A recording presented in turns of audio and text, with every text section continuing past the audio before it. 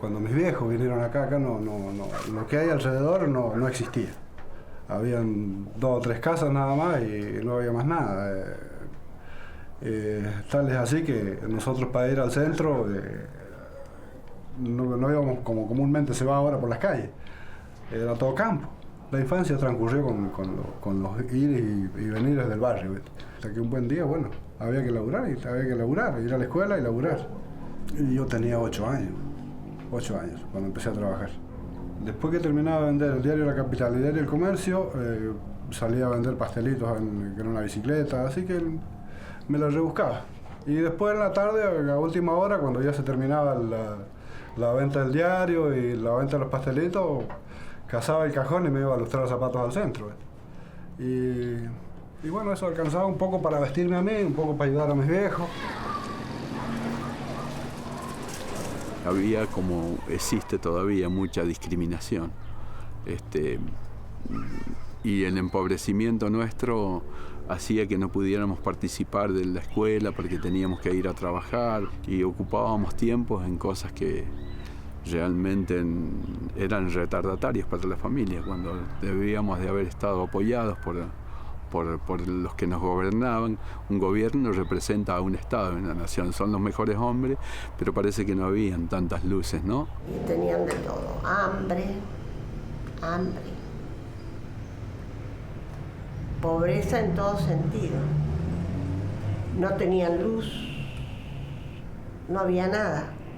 El que tenía luz era el viejito Herón, que trabajaba en la municipalidad y había puesto una luz de contrabando que nos alumbraba porque ahí hacíamos actos porque tenían luz eléctrica.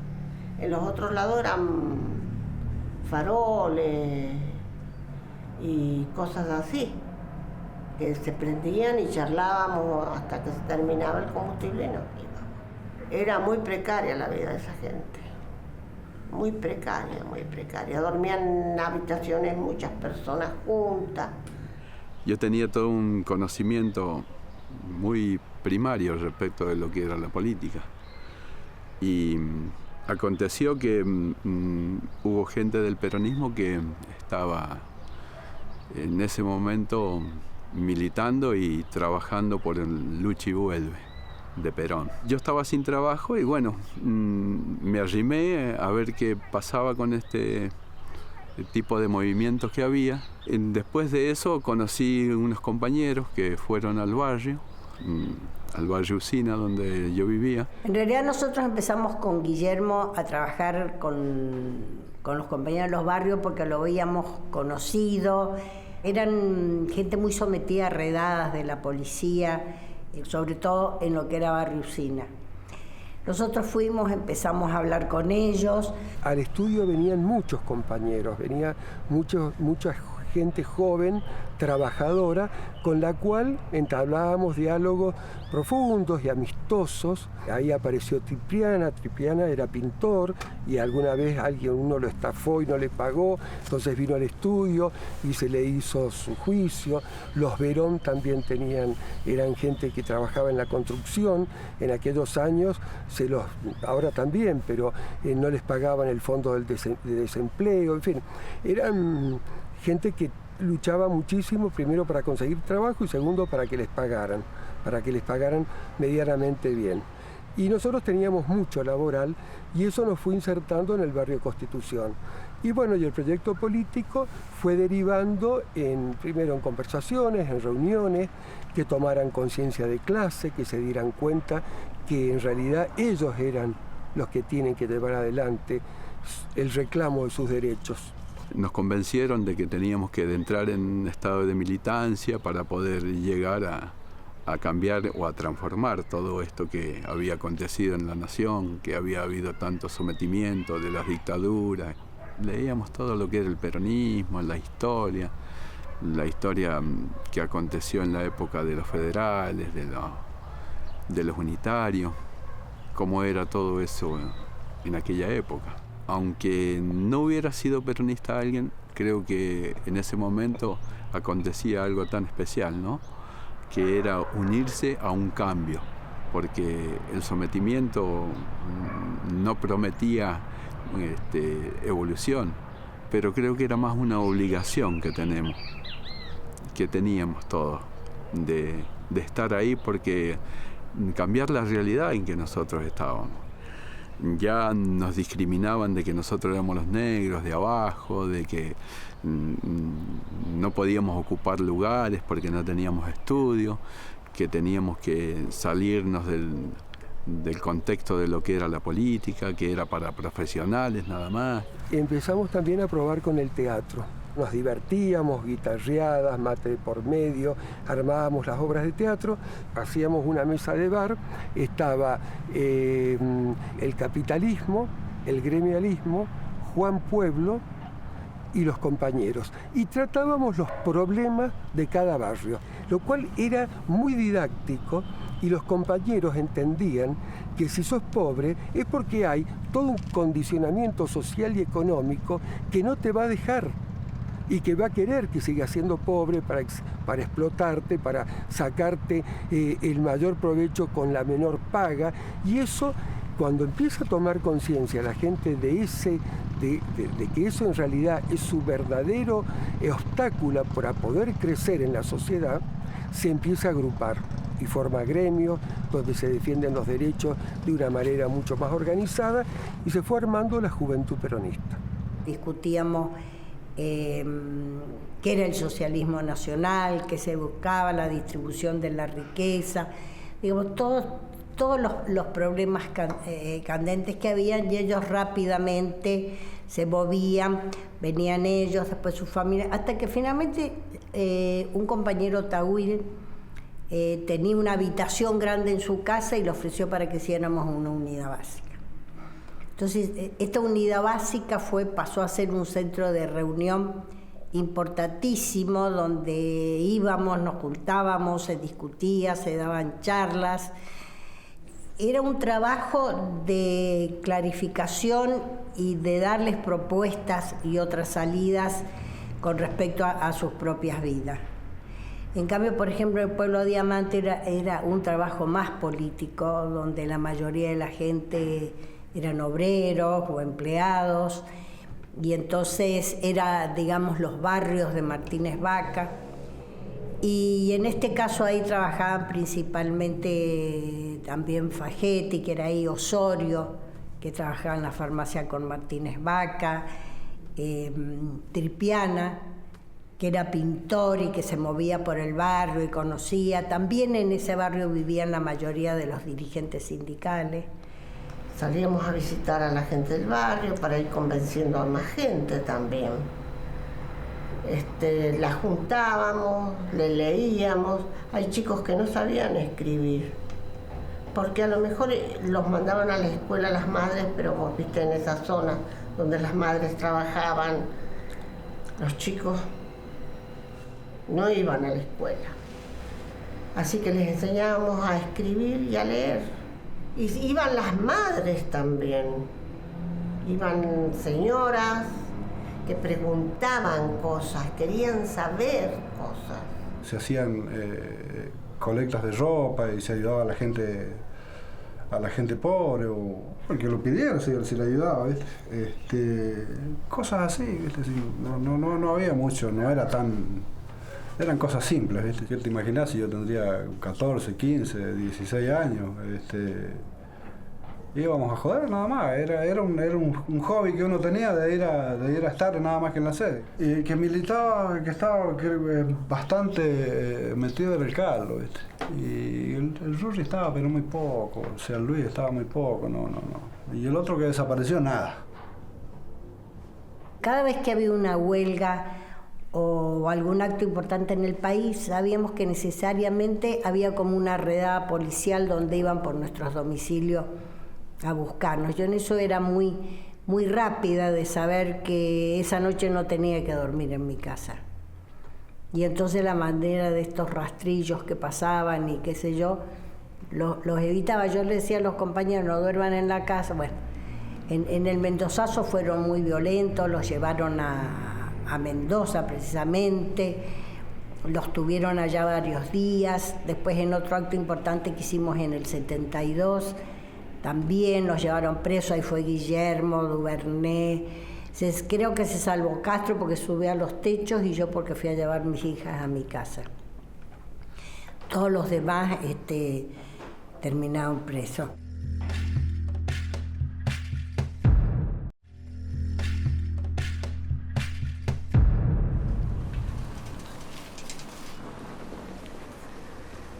Movernos alrededor de la CGT nos permitía discutir montones de temas, qué estaba pasando en el país, cómo apoyábamos estas huelgas generales, cómo se daba cobertura a los militantes. En esta cuestión de la preparación de los planes de lucha y huelga general, venían no solamente dirigentes peronistas con sus distintas líneas, sino también venían obreros comunistas, radicales, los que hubiere, porque entre todos se armaba lo que era la infraestructura de una declaración de huelga. En San Rafael, además de los trabajos tradicionales, habían existido varias fábricas procesadoras de frutas y conservas que daban trabajo temporario a miles de personas durante 3, 4, 5 meses, y esto significaba un equilibrio y compensación dentro de las economías familiares. Hacia fines del 69 empieza en convocatoria, más o menos por esos años, la fábrica La Negra, que tenía una sucursal en San Rafael para la elaboración de frutas, pero tenía una cuestión particular, que ellos fabricaban hojalata, que era el mayor problema que se tenía en los costos de la elaboración. Entonces, pensando, se me ocurrió y se lo propongo a la gente de la CGT y a otros, que por qué no iniciábamos una campaña para que el gobierno de la provincia comprara la fábrica y la instalara como un medio de contralor de la producción, control de precios, similar a lo que era Giol para la uva. Iniciamos todo un reclamo con movilizaciones, llamamos a productores que también tenían interés porque cada vez tenía menos precio la fruta, el tomate. Participó políticamente Martínez Vaca activamente y desde la CGT hicimos muchos movimientos y contactos, y finalmente Gabrieli, que había sido gobernador varias veces de Mendoza, pero en este caso estaba en representación de los militares que habían dado el golpe, gran conocedor de la provincia, decide comprar la fábrica y establece lo que después fue La Colina, que fue una fábrica muy importante para la regulación de precios. Esto me generó una enemistad enorme con los sindicalistas de la alimentación, porque me decían, pero usted que se tuvo que meter, no tenía otra cosa que hacer, ¿por qué se metió a hacer esto? Es una barbaridad, nosotros ya teníamos apalabrado, teníamos armado con una empresa francesa que iba a venir a comprar la fábrica y le iba a poner en marcha y esto va a ser un desastre. Se enojaron muchísimo porque evidentemente ellos habían planeado algún negociado con esta empresa y había fracasado. Yo nunca me olvidaré cuando juntamos la gente para el acto que don Alberto Martínez Vaca iba a ser el gobernador, Chafi Fell el intendente, y se cerraba el acto. Se venía corriendo, che. ¿Vos sabés la gente que juntamos?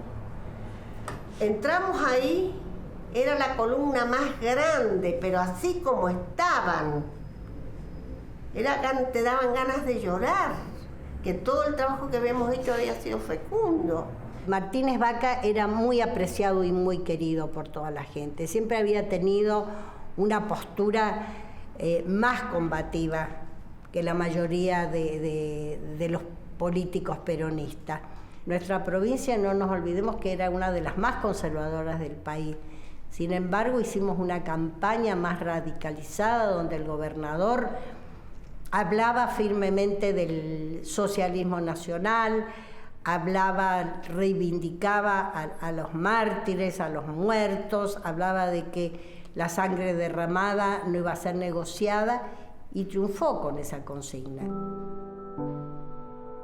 Había ocurrido el regreso de Perón en Ezeiza. De acá salieron varios ómnibus. Yo no pude viajar porque tenía una bronquitis, no estaba bien de salud, pero me acuerdo que Guillermo fue, los compañeros fueron y vinieron todos desolados de lo que había pasado. López Rega pasa a ser una figura importantísima dentro del peronismo y del gobierno. Ya había estado de ministro con Cámpora, de Bienestar Social, y él arma el regreso de Perón y se presenta todo este drama que termina de alguna manera decidiendo algunas de las posturas de Perón. Perón estaba volviendo a su pueblo y se encuentra con tamaña situación de batallas campales, de muertos. Primero que no llegaba Perón, entonces se armó un despelote arriba en el palco. Se peleaban entre ellos, ¿no? Tiraban a los negros de arriba del palco, un desastre. Todos tirados boca abajo en el suelo por las balas. Ya había gente entre nosotros, gente con revólver tirando tiros. Sí, fue un desastre eso. A nivel nacional, el gobierno nacional no había intervenido con seguridad y todo porque no manejaban estos sectores. En fin, fue una situación, yo creo, preparada para mostrarle al general que determinados sectores eran indeseables. Los jóvenes marcharon con sus banderas en un día de fiesta total donde se cumplía el sueño del retorno de Perón. Había gente, que nos decía que fuéramos, qué sé yo, pero yo no tendría que haber ido, porque yo era menor, no tendría por qué haber andado eso. Entonces no tienen cuidado de manejar las cosas, entonces mandan a los otros carne cañón, ¿ves? Y a ellos lo que les interesa es llegar arriba y chao, terminó, al de abajo quedó abajo. Sí, había una gran diferencia entre diferentes ramas internas del movimiento justicialista. Y bueno, estaba por un lado la JP que funcionaba en el partido y por el otro lado estaba la JP revolucionaria, que era la que estábamos nosotros, que los llamamos,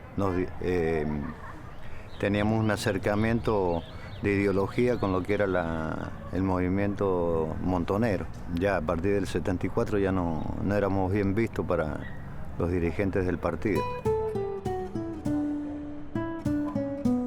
En el momento que se sabe la noticia por radio nacional de la muerte de general Juan Domingo Perón, empezamos a inquietarnos todos porque había muerto el líder del movimiento. Nosotros hicimos el velatorio en el barrio, allá.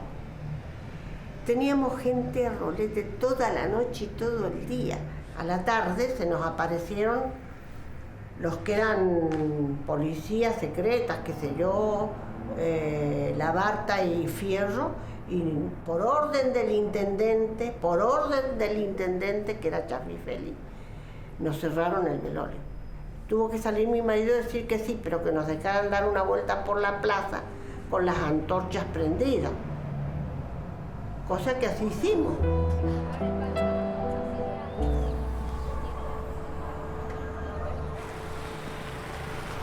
La juventud en ese momento ya le comienza a encabezar Aldo Fagetti y el Negro Tripiana, teníamos contactos, ya se comienza a tener miedo, que es una sensación horrible, una sensación de que además vos empezás a desconfiar de todas las personas, lo cual eso también era una cosa muy incómoda para vivir, porque siempre pensábamos que habían informantes y gente que estaba tratando de perseguirnos, nos sentíamos perseguidos y bueno, mi casa la allanan, yo ya tengo que entrar en la clandestinidad y bueno, ya esa es la historia más triste y más difícil.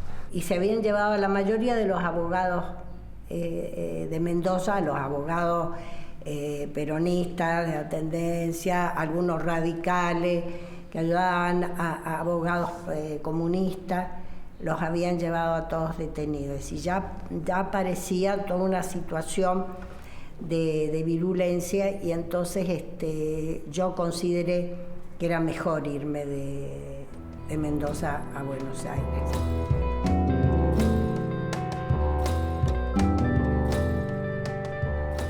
Ya se preveía el golpe, especialmente dentro de los medios de difusión. Estábamos muy alerta, y más en la sección donde yo trabajaba, que era donde se recibía la información nacional e internacional. Fines del 75, más o menos, comenzaron a implementarse guardias que en la sección cable o telegrama, como se le decía, hasta la 1:30, 2 de la mañana, porque se preveía que iba a suceder algo. O sea, no teníamos muy en claro, al menos nosotros. O sea, yo era muy joven, tenía 22 años, 23 años.